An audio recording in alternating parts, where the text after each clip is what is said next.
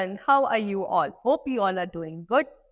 So today, students, we are going to start our very first chapter of class 5th, which is about the world of animals. Animals के world के बारे में in a very detailed manner we have to study today. ठीक है?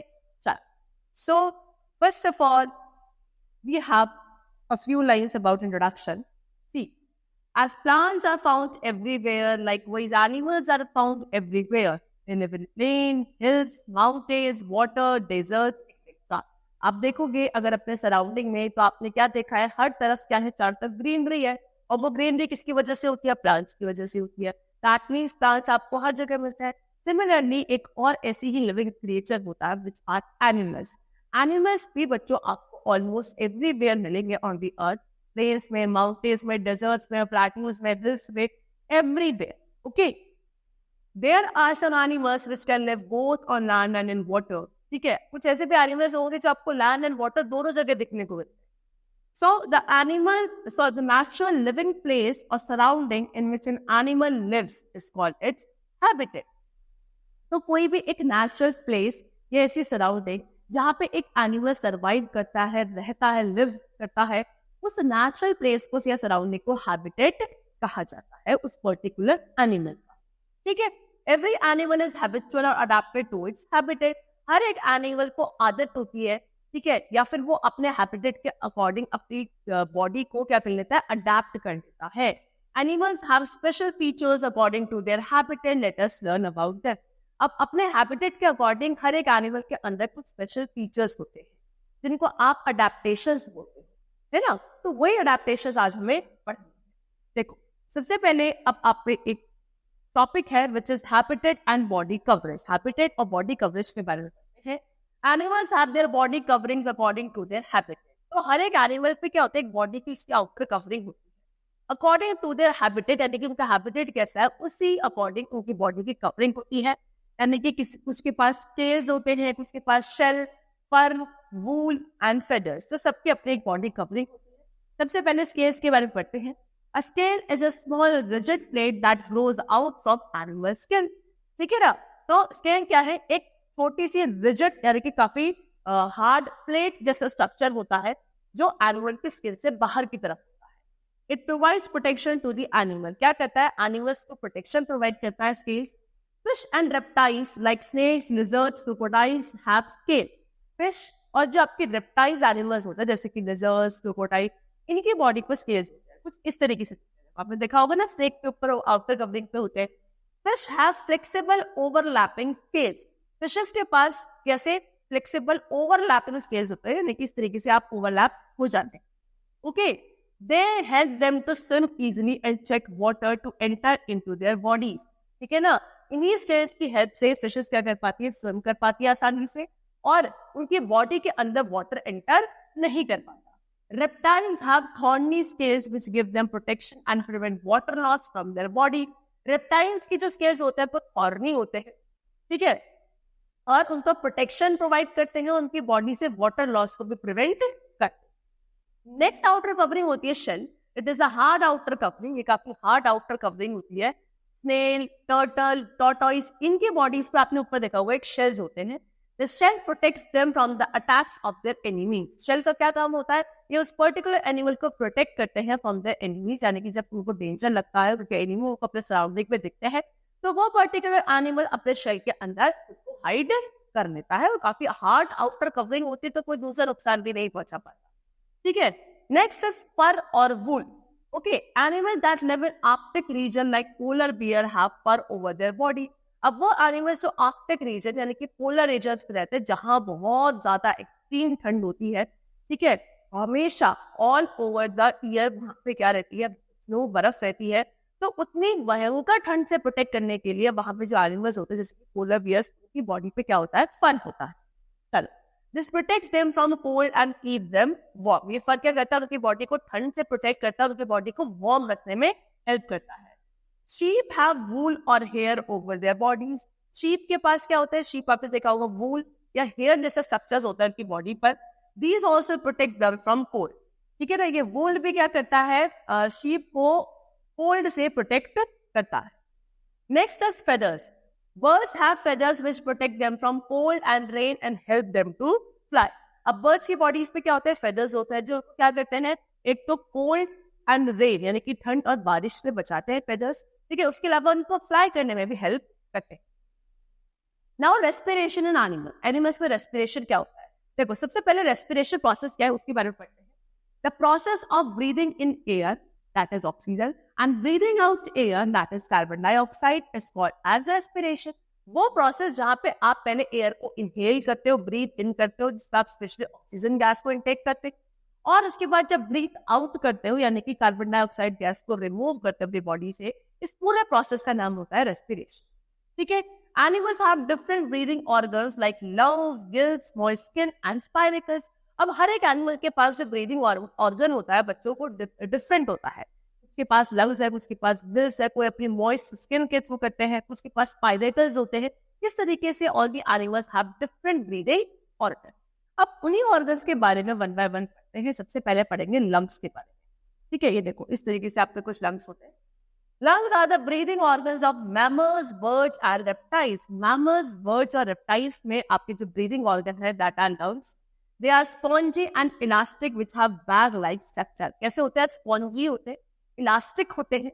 ठीक है, bag जैसा structure होता है. आपको देखो से bag नहीं होता है इस तरीके से. Humans breathe through their nose which goes into the lungs through the windpipe. Humans क्या करते हैं? पहले nose के थ्रू breathe करते हैं और वो जब breathe करते हैं एयर को अंदर intake करते हैं, वो एयर क्या यहाँ विंडपाइप होता है उसके थ्रू उनकी लंग्स तक वो एयर पहुंचती है. Oxygen from air is absorbed by lungs. और उस एयर में से ऑक्सीजन को क्या एब्जॉर्ब कर लेते हैं हमारे lungs. And carbon dioxide release out from the lungs to the nose via windpipe. और कार्बन डाइऑक्साइड गैस को फिर से बाहर बॉडी से बाहर कर दिया जाता है, विंडपाइप के थ्रू बाहर आती है और फिर नोज के थ्रू से हम रिमूव कर देते हैं. Whales and dolphins have air holes instead of nose to breathe. Whales और डॉल्फिन्स के पास क्या होता है? ईयर होल्स होते हैं, सॉरी एयर होल्स होते हैं, छोटे छोटे, नोज नहीं होती है. ठीक है, तो एयर को इनहेल करने के लिए वो उन्हीं एयर होल्स का यूज करते हैं. बाकी उनके बॉडी के अंदर भी फिर लंग्स होते हैं. ठीक है, बिकॉज वो भी आपकी मैमल्स होती. नेक्स्ट में कम टू गिल्स. गिल्स क्या है? गिल्स आपके एक ब्रीदिंग ऑर्गन है जो यूजुअली आपको एक्वेटिक एनिमल्स यानी कि वो एनिमल्स जो पानी के अंदर रहते हैं उनमें दिखते हैं. एक्वेटिक एनिमल्स जैसे कि fish breathe through gills. They absorb oxygen dissolved in water. ठीक है, गिल्स क्या करते हैं? उस ऑक्सीजन को एब्जॉर्ब करते हैं जो वाटर में डिसॉल्व होती है. When a fish takes in water and releases carbon dioxide, water is thrown out to the gills. क्या करती है? जब फिश वाटर को टेक इन करती है, बॉडी के अंदर इन करती है, तब उसमें से क्या कार्बन डाइऑक्साइड गैस को रिलीज कर दिया जाता है और ऑक्सीजन गैस को एब्जॉर्ब कर लिया जाता है बाय द गिल्स. ठीक है. Next we come to moist skin. Amphibians and some other animals like earthworm breathe through their moist skin. अब amphibians कौन होता है? जो आपके लैंड एंड वाटर दोनों पे सर्वाइव करते हैं. amphibians आपके क्या earthworm वगैरह जैसे कि ये भी कुछ एनिमल्स है, ये सभी ब्रीदिंग करते हैं अपनी moist skin के. ठीक है. An amphibian like a frog when on land breathe through its moist skin. amphibian क्या, जैसे कि अगर फ्रॉग की बात करो, फ्रॉग आपका एक amphibian होता है. ठीक है, ये जब लैंड पे होता है ये किसके थ्रू? अपनी मॉइस्ट स्किन के थ्रू ब्रीथ करता है. But when it is in water it breathes through gills. लेकिन जब ये पानी के अंदर जाता है तब ये अपने गिल्स के थ्रू ब्रीथ करता है. ठीक है. चलो, उसके बाद आता है स्पाइरेकल्स पे. Spiracles are tiny holes on the bodies of insects. Spiracles क्या होते हैं? छोटे छोटे से होल्स होते हैं जो किसी भी इंसेक्ट की बॉडी पर होते हैं, उनको आप स्पाइरेकल्स बोलते हो. Insects breathe through these spiracles. Insects में ब्रीदिंग क्या होती है? इन्हीं स्पाइरेकल्स के थ्रू होती है, क्योंकि ज्यादा तो बॉडी स्ट्रक्चर एनलार्ज होता नहीं है, छोटा ही बॉडी स्ट्रक्चर होता है. अब उसमें लंग्स है, गिल्स पॉसिबल नहीं है, तो उन्हीं की बॉडी पे छोटे छोटे से होल्स होते हैं जिसके थ्रू वो लोग रिस्पायर करते हैं. These are found along the side of their bodies. Bodies के जो साइड पोर्शन होता है वहां पे ये पोर्स आपके होते हैं. चल, next we come to feeding habit of animals. Animals की फीडिंग हैबिट के बारे में पढ़ते हैं. देखो, एनिमल्स क्या बच्चों? प्लांट्स भी खाते हैं, ग्रास, ठीक है, फ्लैश भी खाते हैं दूसरे एनिमल्स का, या फिर कुछ ऐसे भी एनिमल्स है जो बोथ प्लांट्स एंड फ्लैश दोनों को कंज्यूम करते हैं. They are classified as herbivore, carnivore, omnivore और the basis of their feeding habit. ठीक है ना, एनिमल्स को हम उनकी फीडिंग यानी कि ईटिंग हैबिट के बेसिस पर 3 कैटेगरी में डिवाइड करते हैं: हेर्बिवोर, कार्निवोर एंड ओमनिवोर. ठीक है, देखो हेर्बिवोर्स क्या होते हैं बच्चों? Herbivores are those animals which eat plant और प्लांट प्रोडक्ट्स. वो एनिमल्स जो प्लांट के प्रोडक्ट्स खाते हैं सिर्फ, उनको आप हेर्बिवोर्स बोलते हो, जैसे कि cow, buffalo, goat, sheep, horse, elephant, giraffe, zebra, deer, ये सभी क्या आपके हर्बीवोर्स होते हैं. They have sharp front teeth to cut grass. इनके जो फ्रंट के टीथ होते हैं वो बहुत ही शार्प होते हैं, तभी वो ग्रास को आसानी से कट करते हैं या फिर लीव्स वगैरह को. And broad molars to grind. और जो मोलर वाले टीथ होते हैं पीछे वो काफी ब्रॉड होते हैं, तभी उस ग्रास को आसानी से वो ग्राइंड करके खा. उसके बाद animals that gnaw their food like rat, rabbit, etc. are called rodents. अब वो animals जो food को gnaw करते हैं उनको आप rodents बोलते हैं. Example rat, rabbit. Okay. They also have sharp front teeth. उनके भी जो front के teeth होते हैं काफी sharp होते हैं to gnaw their food. अपने food को gnaw करने के. चलो उसके बाद आता है carnivores पे. कार्निवोर्स कौन है? Those animals which eat the flesh of other animals. जो दूसरे एनिमल्स का फ्लैश खाते हैं उन्हें आप कार्निवोर्स बोलते हैं. ठीक है. इनके टीथ कैसे होते हैं? शार्प होते हैं. अभी तो वो किसी दूसरे एनिमल के फ्लैश को टीयर करके खा पाएंगे, है ना. पॉइंटेड होता है, कर्व टीथ होता है to tear the flesh of animal. They also have strong molars to chew and grind their bones. उनके जो मोलर्स होते हैं वो भी काफी स्ट्रॉन्ग होता है कार्निवोर्स के, तभी तो वो हड्डियों को, ठीक है, किसी दूसरे एनिमल के हड्डियों को यानी कि बोन्स को आसानी से च्यू कर देते हैं और खा लेते हैं. Example lion, tiger. Birds like eagle have sharp strong hooked beak. अगर मैं ईगल बर्ड की बात करूं तो इनकी जो बीक है, चोंच है, वो कैसी होती है? काफी शार्प होती है, स्ट्रॉन्ग होती है और हुक्ड जैसी होती है, क्योंकि ये भी दूसरे एनिमल्स का फ्लैश ही खाती है. इनके पास टीथ नहीं होते, हुक से ही ये लोग क्या करते हैं? खाने को खाते हैं. To hold and tear their prey. ठीक है. और इन्हीं अपनी चोंच से, अपनी बीक से क्या करते हैं? अपने प्रे, अपने शिकार को पकड़ के खा. Omnivores पे आते हैं. Those animals who eat both plants and flesh of other animals. अब जो दूसरे एनिमल्स का फ्लैश और प्लांट या प्लांट के प्रोडक्ट्स दोनों को ही खाते हैं, उन एनिमल्स को आप ऑमनिवोर्स बोलते हैं. ठीक है.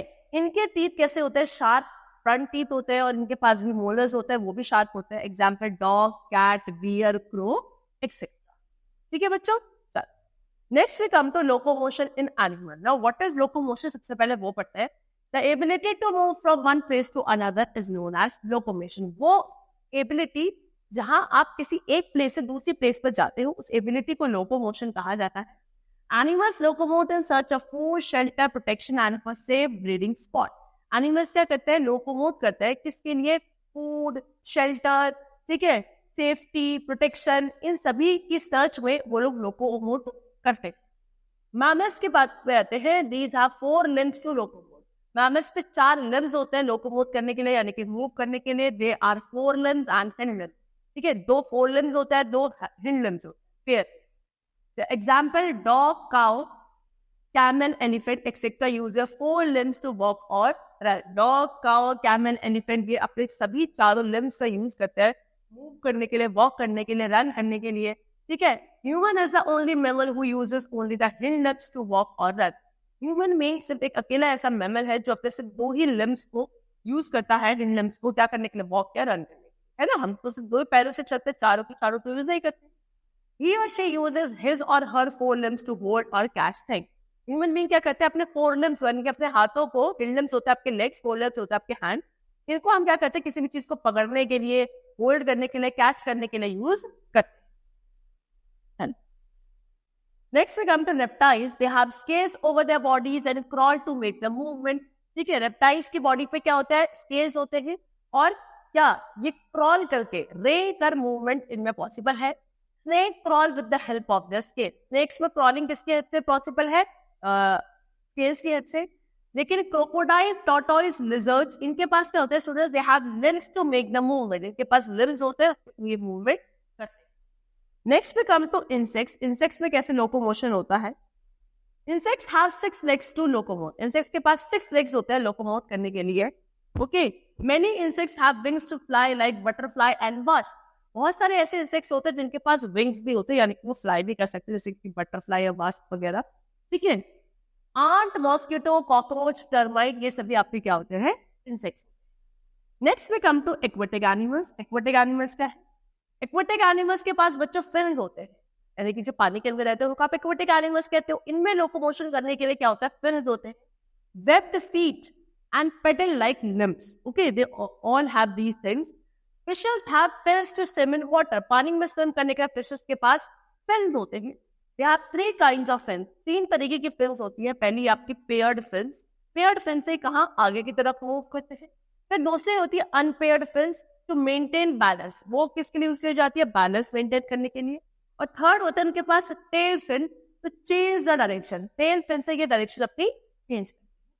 Okay, then ducks have webbed feet while turtles have pedal-like limbs. Ducks की feet कैसी होती है? Web की तरह होती है. और turtles की limbs कैसे होते हैं? पैडल की तरह. Penguins have flippers and feet. Penguins के पास क्या होता है? Flippers होते हैं, feet होते हैं, तब इनके अंदर मूवमेंट पॉसिबल होता है. Last is now migration. Migration is to travel from one habitat to another due to shortage of food, harsh weather or to breed. देखो, मूव करने की एबिलिटी को तो आप लोकोमोशन कहते हो, लेकिन एक्चुअल में मूव करना from one place to another, किसी की चीज की सर्च पे है, फूड की, प्रोटेक्शन की, है ना, उसको बोला जाता है migration. When the migratory period gets over, they come back to their natural habitat. जब migratory period over हो जाता है तो वो दोबारा से अपने natural habitat में वापस आ जाते हैं. So migratory animals are Siberian crane. ठीक है, Siberian crane कहाँ से? सिबेरिया से इंडिया आती है सूरज ब्रीडिंग के. ब्रीडिंग यानी कि अपने बच्चों को पालने की. ठीक है, चल. उसके बाद आर्कटिक टर्न. आर्कटिक टर्न कहाँ से? आर्कटिक सर्कल से एंटार्क्टिक सर्कल जाती है and back to the Arctic circle for summer. ठीक है, विंटर्स में तो वो आर्कटिक सर्कल से एंटार्क्टिक सर्कल तक आ जाती है, फिर दोबारा समर्स में वो आर्कटिक सर्कल वापस चली जाती है. सैल्मन फिश, ये भी एक आपका माइग्रेटरी है एनिमल. कहाँ से? सी से रिवर. सी से रिवर तक आते हैं क्या करने के लिए? एग्स लेकर. फिर है मोनाच बटरफ्लाईज. ये कनाडा से, from Canada North America to Mexico for warm. Canada North America से माइग्रेट करती है मैक्सिको की तरफ और वार्मनेस. ठीक है. And the last is some whales. कुछ ऐसी वेज ही होती है जो माइग्रेट करती है from North Pole to tropical seas, क्या करने के लिए? ब्रीड करने. तो इस तरीके से आपको मैंने कुछ माइग्रेटरी एनिमल्स बताए कि वो कहाँ से इधर जाते हैं और क्यों जाते हैं. So students, that's all for the chapter. The chapter is completed. We have discussed all the habitats and adaptations of the different types of animals. So the chapter is over here. Hope you all liked it and understood it. Thank you, everybody.